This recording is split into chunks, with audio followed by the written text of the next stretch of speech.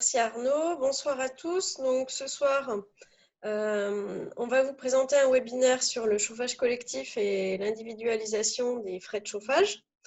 Et donc ce webinaire fait partie d'une session de webinaire qui a lieu les jeudis à 17h30.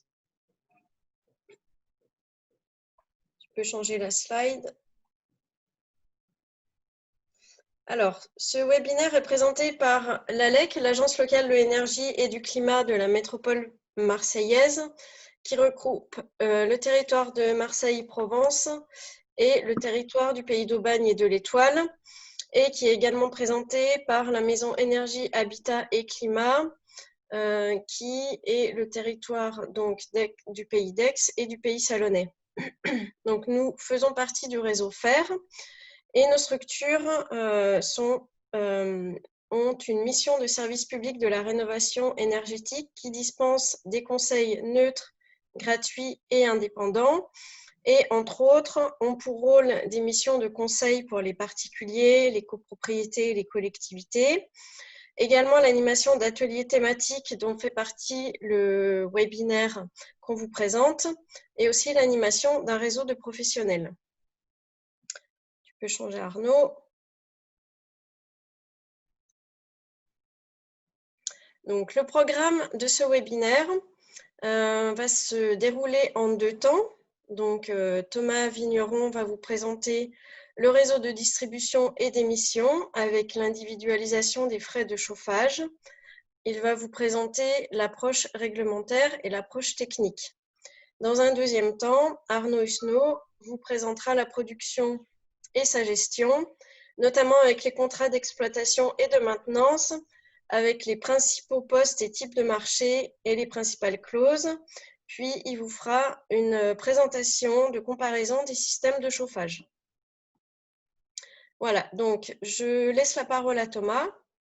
Alors, on va juste laisser peut-être juste une minute le programme. Il y a des personnes qui sont encore en train de se connecter et c'est juste peut-être juste une minute, le temps que les gens prennent connaissance. Alors, ils ont manqué l'introduction que tu as faite avec la présentation des structures, mais juste on va laisser encore une minute le programme de ce webinaire avant de passer la main, comme tu es en train de faire, à Thomas.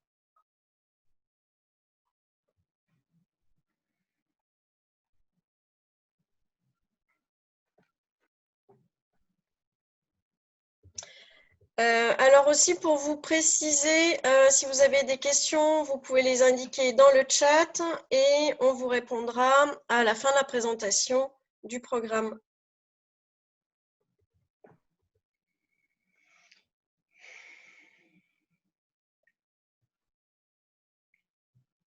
Voilà, bon, en fait, on va peut-être donc enchaîner comme tu avais fait la transition. Donc, avec Thomas. Oui. Je ne sais pas si tout le monde m'entend bien, a priori oui. Donc moi, dans cette partie, je vais aborder donc, la réglementation qui porte sur l'obligation d'individualisation des frais de chauffage. Et de fait, je vais aborder donc 2 composantes du système de chauffage, donc indirectement, la distribution, c'est-à-dire le réseau, et puis l'émission, c'est-à-dire les radiateurs, voire plancher chauffant dans certains cas.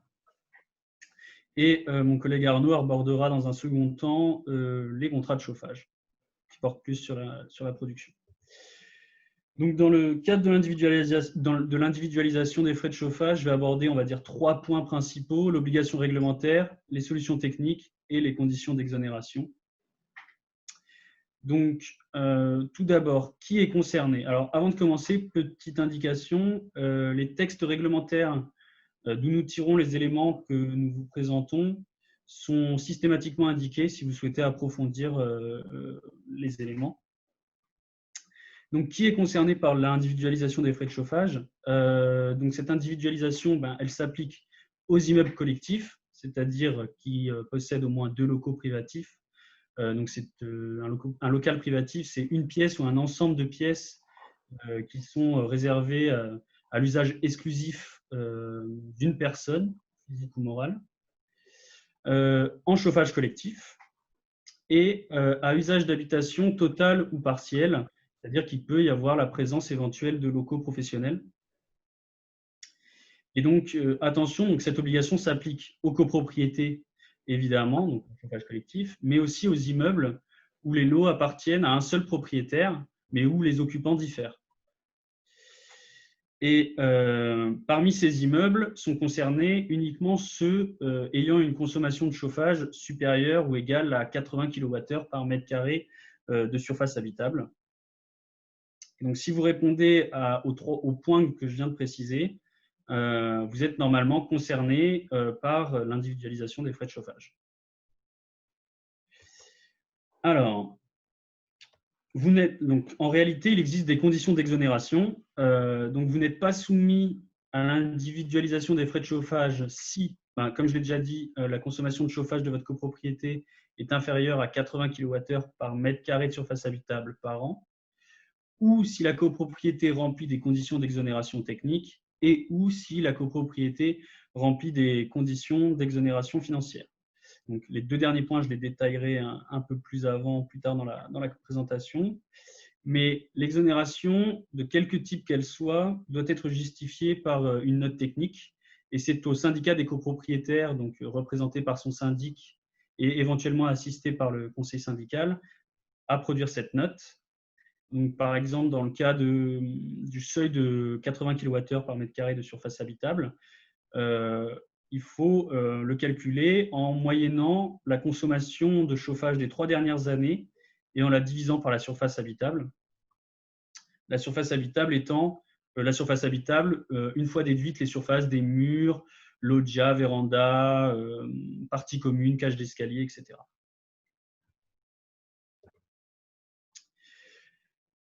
Une fois ce calcul réalisé, si votre copropriété possède une consommation de chauffage supérieure à 80 kWh par mètre carré par an, alors vous êtes soumis à l'obligation d'individualiser les frais de chauffage.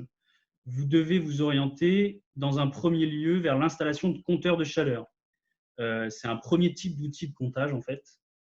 Et si l'installation de ces compteurs de chaleur, ces compteurs thermiques, est impossible parce que votre copropriété répond à des conditions d'exonération technique ou financière, vous devrez vous orienter vers un autre type d'outils d'individualisation qui sont les répartiteurs de frais de chauffage. Donc, il ne faut pas confondre ces deux instruments.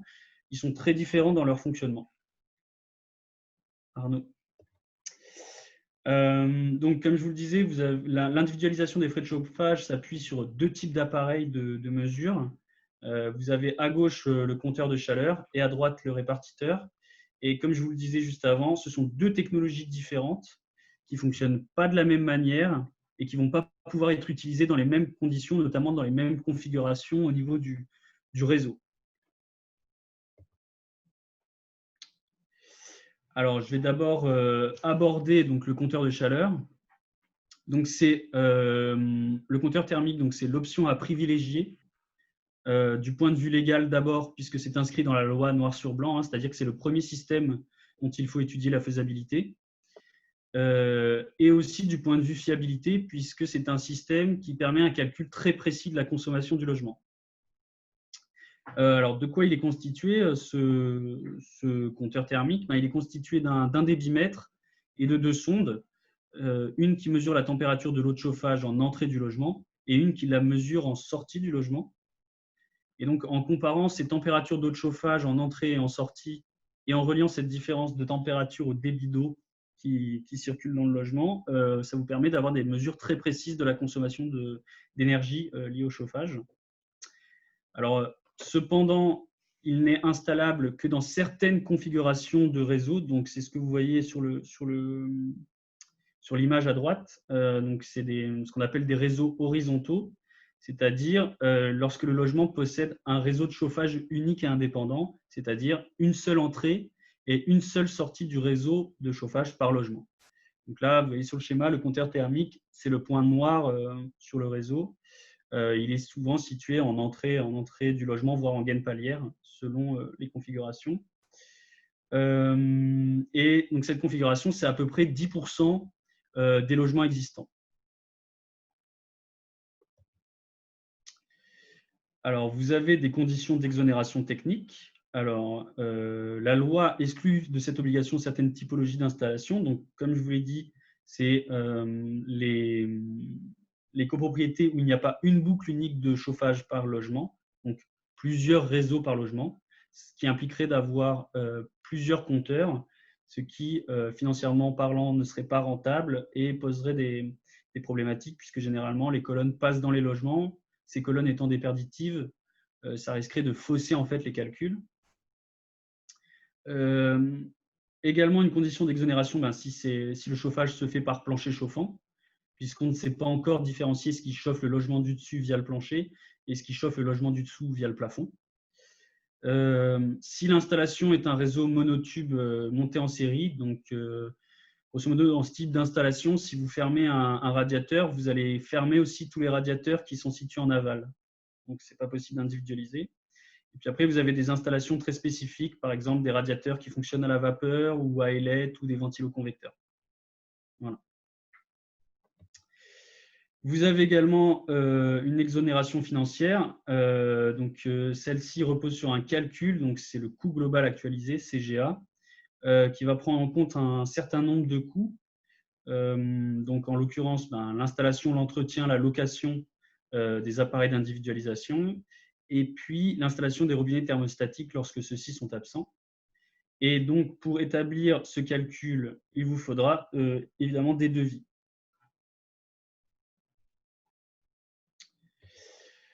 Alors, je ne vais pas vous détailler la formule, elle est indiquée sur le support, mais en synthèse, vous avez en fait deux grands termes dans cette formule. Vous avez le premier, I plus A fois 9, qui va représenter le coût de l'individualisation des frais de chauffage. Et vous avez le deuxième terme, donc B fois 10, qui va représenter le gain financier au vu des économies d'énergie engendrées par l'individualisation. Et en synthèse, en fait, vous allez soustraire le gain au coût de l'individualisation. Et donc, si le résultat de cette soustraction est positif, le coût est supérieur au gain, vous êtes exonéré. Si le résultat est négatif, le coût est inférieur au gain, l'installation est rentable en théorie et vous devez donc individualiser. En fait, cette formule, elle est là pour comparer un coût de travaux aux économies d'énergie théoriques engendrées et donc au gain financier qui est fixé à 15% par l'ADEME. Et c'est ce calcul qui devra être utilisé comme preuve d'exonération financière et produit dans la note technique dont j'ai parlé il y a 5 minutes. Alors, le deuxième outil possible pour individualiser les frais de chauffage, c'est le répartiteur de frais de chauffage. Donc, si vous ne pouvez pas installer de compteur thermique parce que vous remplissez une condition d'exonération technique ou financière, vous devrez envisager l'installation de ce type de matériel. Alors, l'avantage de ce type d'appareil, c'est que ça permet d'individualiser quand il n'y a pas un réseau unique par logement.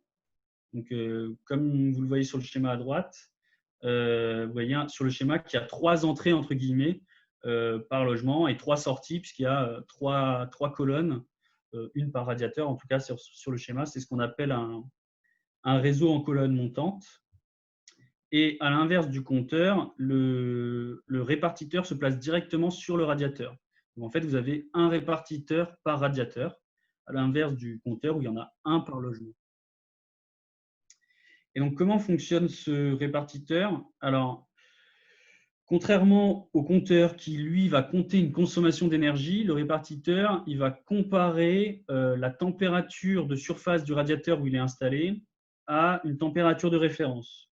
Alors, qui va être soit la température de la pièce si il est bisonde, c'est-à-dire avec 2 sondes, soit à une valeur théorique, donc c'est en général 20 degrés, si ce répartiteur est monosonde. Et pour chaque radiateur, le répartiteur en fait, va moduler la différence de température calculée par différents coefficients. Donc, notamment, vous avez un coefficient qui influence le calcul selon la typologie et la puissance du radiateur. Vous en avez un autre, ça dépend du mode de contact qui est défini par l'installateur entre le répartiteur et le radiateur.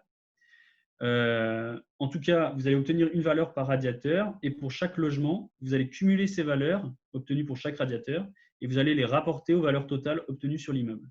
Et c'est comme ça que vous répartissez les charges de chauffage, en tout cas avec ce système de répartiteur.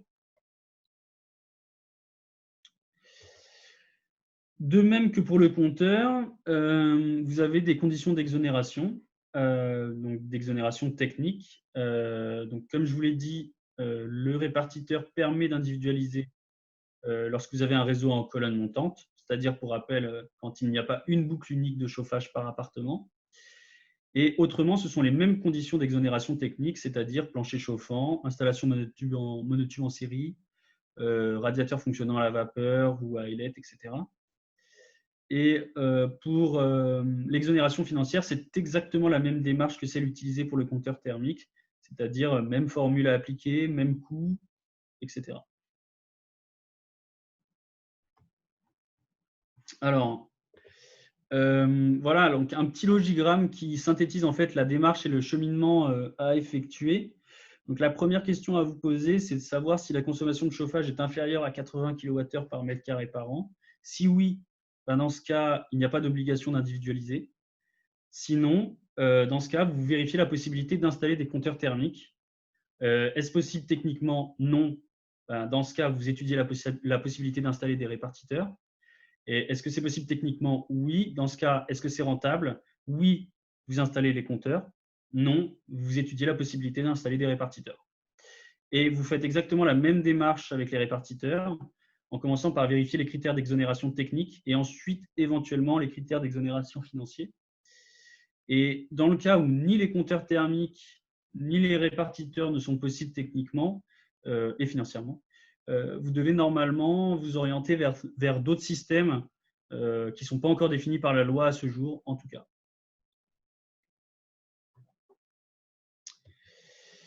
Alors, au niveau de la législation, il existe des sanctions. Donc, si la copropriété est contrôlée par l'autorité administrative compétente, elle doit communiquer sous un mois soit la preuve de l'individualisation, facture acquittée par exemple, soit les notes techniques dont j'ai parlé précédemment, justifiant de son exonération.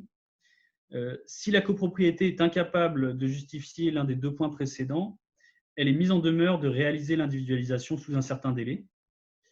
Et si passé ce délai, l'individualisation n'est toujours pas réalisée, la copropriété s'expose à une amende qui ne peut pas excéder 1 500 € par logement et par an.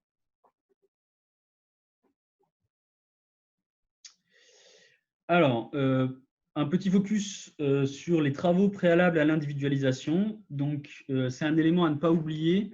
L'individualisation des frais de chauffage, elle doit systématiquement être précédée par la pose de robinets thermostatiques sur les radiateurs. Si ça n'a pas déjà été fait, bien sûr. Et donc, un robinet thermostatique, c'est quoi? C'est un robinet de radiateur qui va permettre de réguler automatiquement la température du radiateur en y adaptant le débit d'eau chaude. Donc, ça va être en fonction des apports de chaleur indirecte, notamment, donc par exemple l'ensoleillement, mais également la présence humaine, comme tout ce qui est chaleur de cuisson, chaleur corporelle, etc. Donc, en fait, il s'ouvre et se ferme en fonction des apports supplémentaires de chaleur.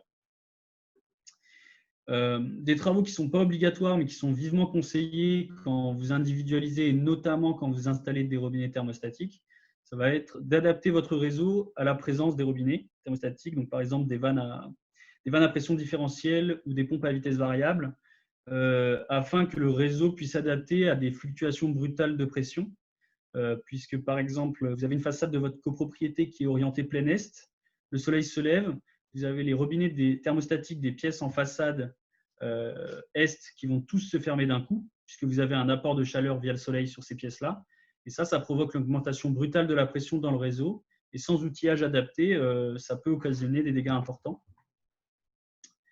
Il faut également penser à désembouer le réseau au préalable, parce que les robinets thermostatiques sont des équipements fragiles et les impuretés peuvent les abîmer et provoquer un vieillissement accéléré. Donc, c'est quand même un robinet thermostatique, c'est quand même une soixantaine d'euros. Donc, c'est un peu dommage de les changer tous les 2 ans. Et il est possible de mobiliser donc une aide financière pour l'installation des robinets thermostatiques. Donc, c'est les certificats d'économie d'énergie, les C2E, qui représentent environ 10% du coût de l'installation et de la fourniture des matériaux, enfin de ces robinets.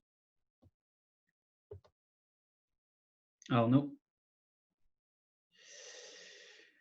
D'autres petits points à évoquer. Donc, le relevé des appareils, que ce soit les répartiteurs ou les compteurs, doit pouvoir être fait sans pénétrer dans les locaux privatifs. Donc, à l'heure actuelle, c'est obligatoire que cette relève soit faite par télérelève.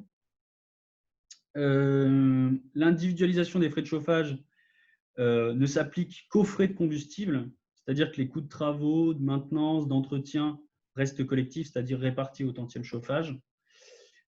Sur ces frais de combustible, vous avez 30% qui restent collectifs, notamment pour prendre en compte les déperditions sur le réseau de chauffage, par exemple, donc en fonction des tantièmes, et 70% sont individualisés, donc en fonction des résultats affichés par les répartiteurs ou par les compteurs.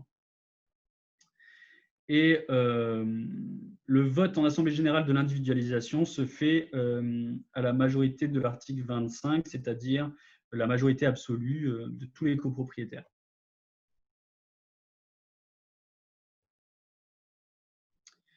Voilà, donc j'ai fini d'aborder l'individualisation des frais de chauffage et je vais laisser maintenant la parole à Arnaud qui, lui, va aborder donc, la production via notamment les contrats d'exploitation maintenance. Bonjour, merci Thomas pour cette présentation. Donc voilà, sur cette partie, on va se focaliser donc plus sur les questions autour de la production et de la gestion des contrats d'exploitation. Donc ça va se passer en deux temps. Le premier temps, ce sera le temps principal, ce sera sur la question du contrat de maintenance. Et enfin, on verra quelques questions qui viennent autour de changements de système de production énergétique. Donc, les contrats d'exploitation et de maintenance. Alors, il y a un certain nombre de textes réglementaires qui existent sur les règles d'entretien et les obligations que va avoir l'exploitant. Donc, le premier décret date du 4 juin 1976 et on va avoir un certain nombre d'évolutions jusqu'au dernier décret là, du 9 juin 2009. Nous, dans cette présentation, on va se concentrer sur les points que vous pouvez voir en rouge. Donc, les postes de facturation, les types de marché, la durée et les principales clauses qui existent, notamment la clause d'investissement. Mais il faut savoir que voilà, les contrats définissent également les obligations des deux parties, le résultat, les moyens et les maintiens en l'état, la nature des interventions, les prix du marché avec leur évolution et aussi les modalités de fin de contrat. Donc, dans cette première partie, donc il faut bien donc distinguer quatre périmètres d'intervention de ces contrats. Donc, les deux premiers qui sont les plus courants et les deux seconds qu'on verra, qui seront un peu moins courants. Donc, le poste P1, c'est la fourniture de l'énergie. C'est-à-dire qu'à partir du moment où vous entrez dans ce périmètre-là, vous déléguez la gestion administrative de la fourniture de l'énergie à l'exploitant.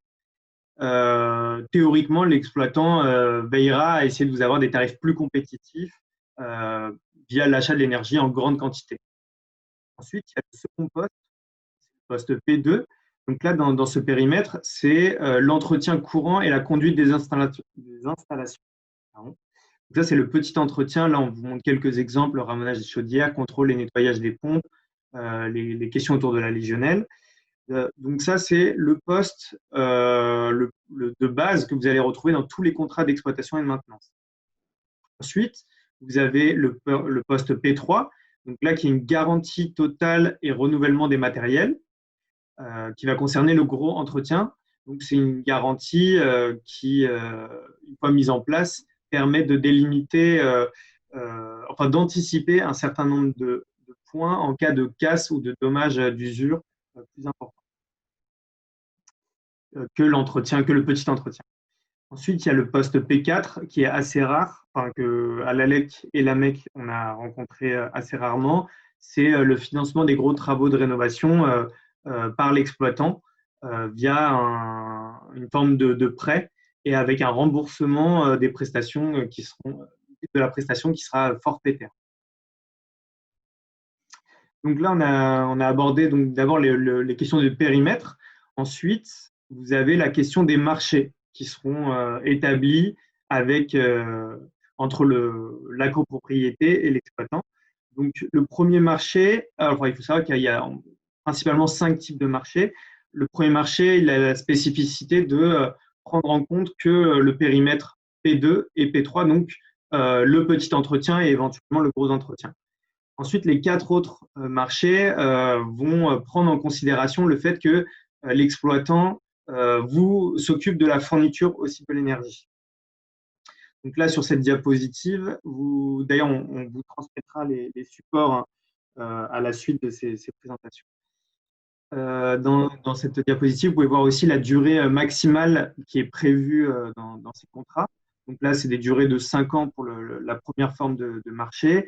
Et vous retrouvez aussi 5 ans sur les autres formes, hormis sur le marché de forfait, qui sera, lui, une durée maximale de 8 ans.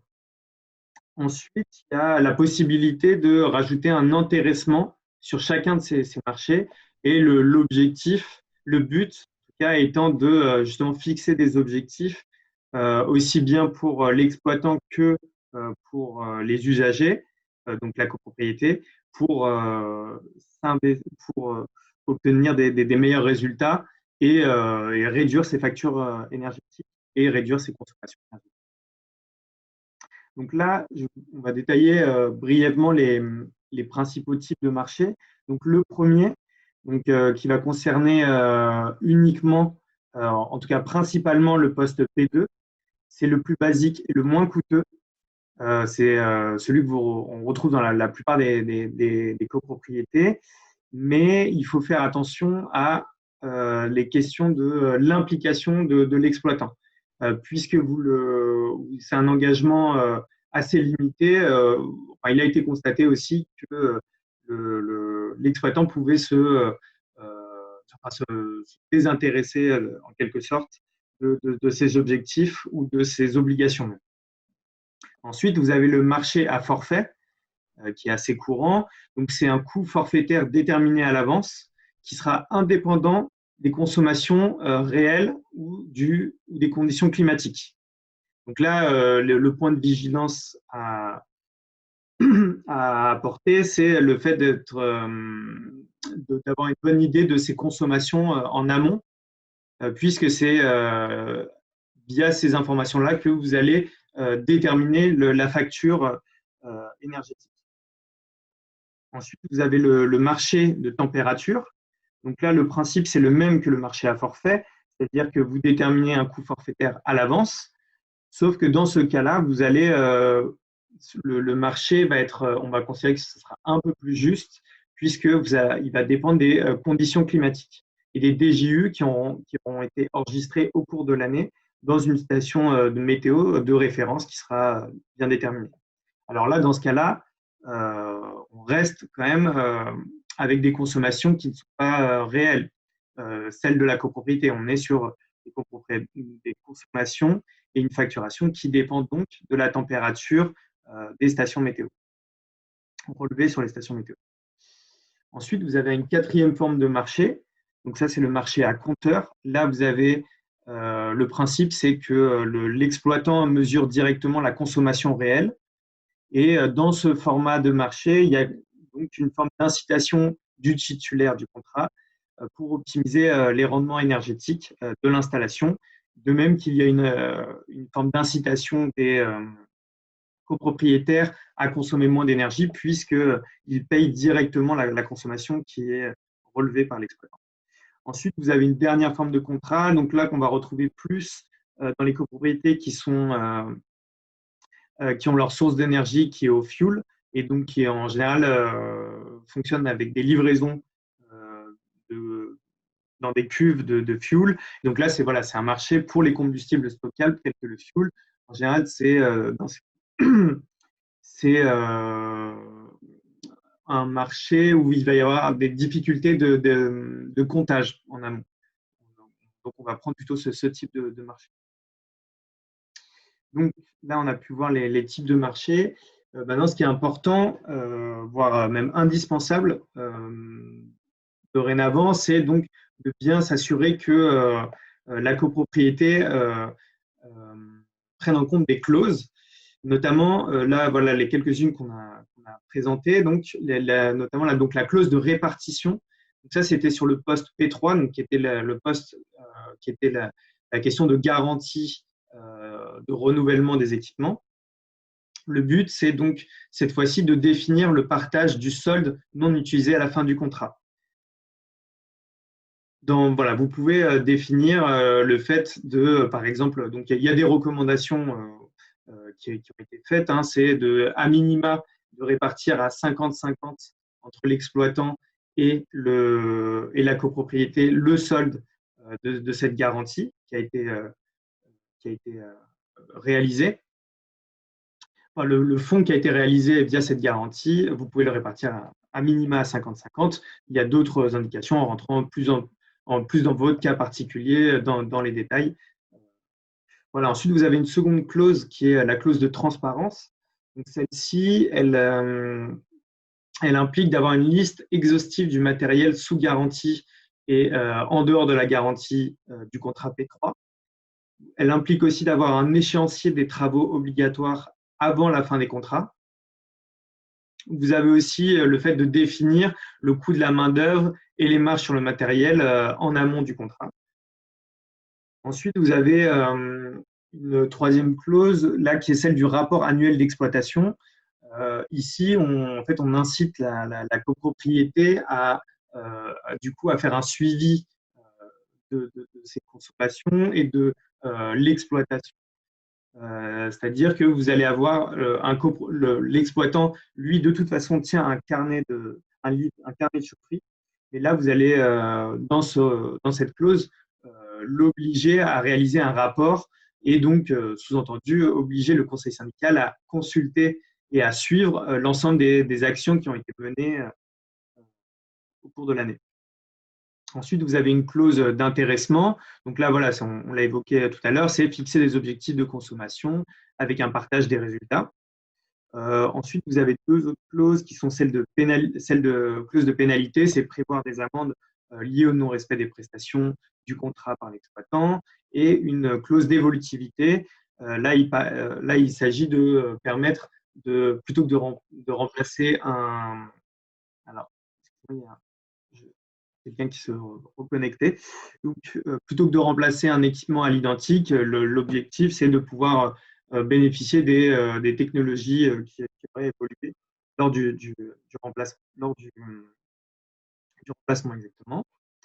Alors, juste un point parce qu'on a une personne qui s'était reconnectée. Donc ensuite, une aparté, donc vous avez pu voir un certain nombre de durées maximales de contrats d'exploitation en fonction du type de marché, mais vous avez aussi en fonction des postes, des périmètres, donc des postes de facturation.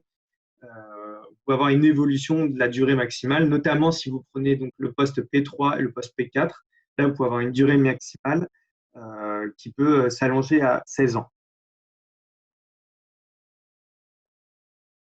Donc, à propos d'optimiser ou d'adapter son contrat d'exploitation, la première question, ce serait donc à quel moment faire cette adaptation. Donc, assez logiquement, c'est lors de l'approche de l'échéance du contrat.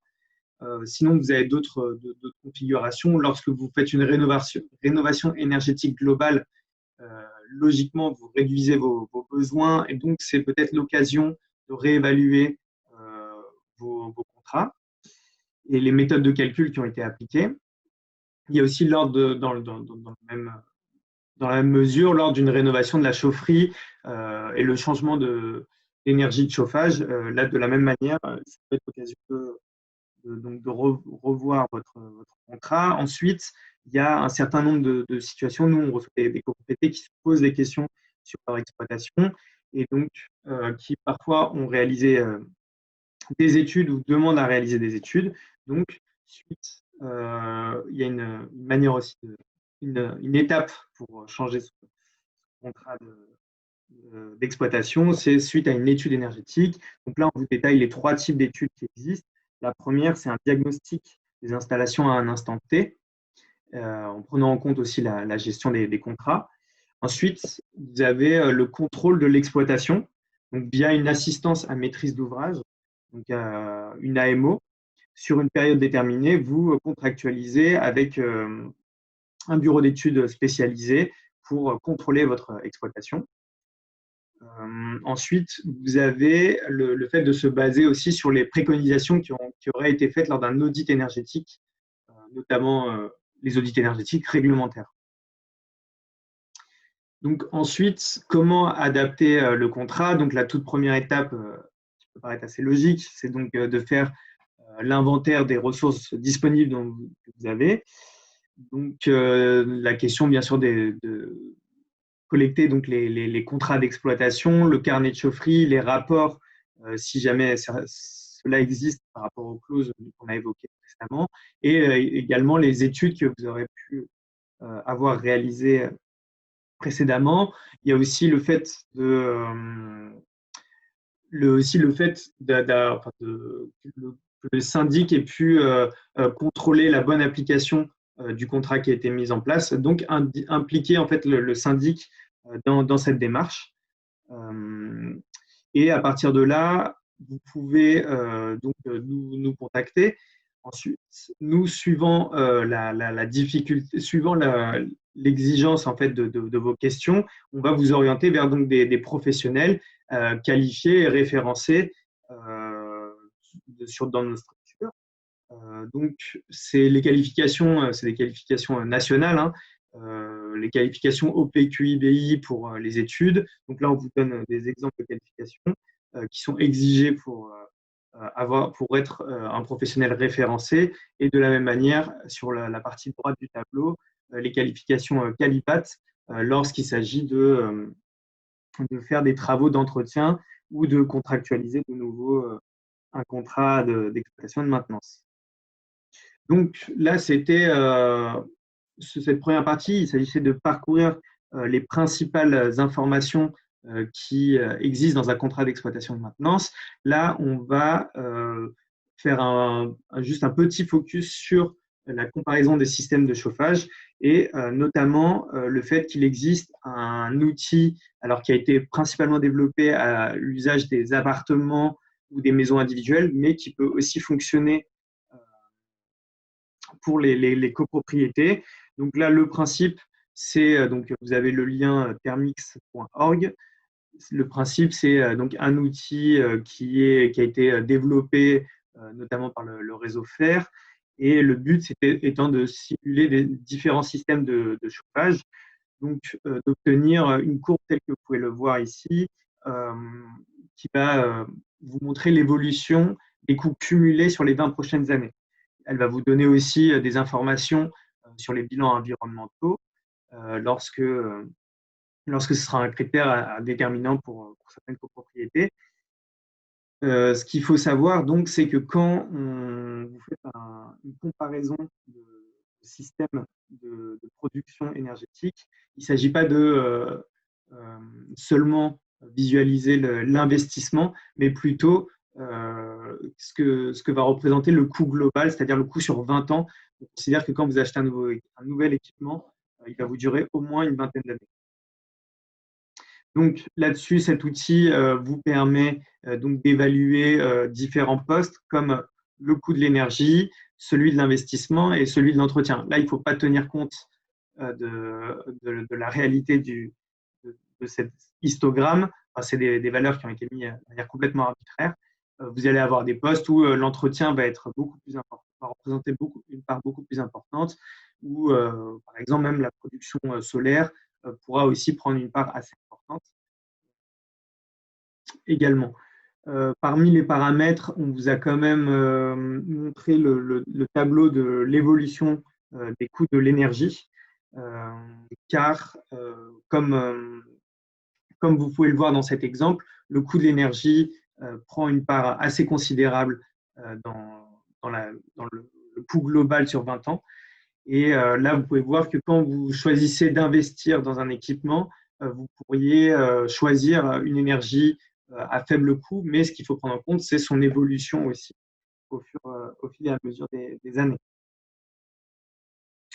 Donc, comment adapter le système de chauffage? De la même manière, vous faites un inventaire de vos ressources disponibles, notamment les études et les bilans énergétiques dont vous disposez. Et ensuite, vous pouvez consulter des professionnels qualifiés et des documents techniques via vos espaces FAIR. Donc là, on pourra vous mettre à disposition aussi bien voilà, donc ces listes de professionnels, vous présenter aussi des documents techniques.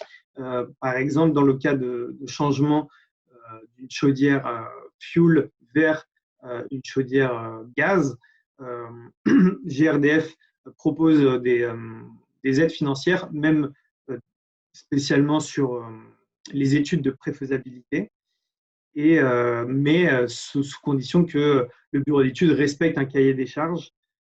Et donc voilà, donc nous, on peut vous transmettre ce type de cahier des charges notamment. Donc, nous vous remercions pour votre attention. Vous pouvez retrouver nos coordonnées sur cette affiche, sur cette diapositive. Et je vais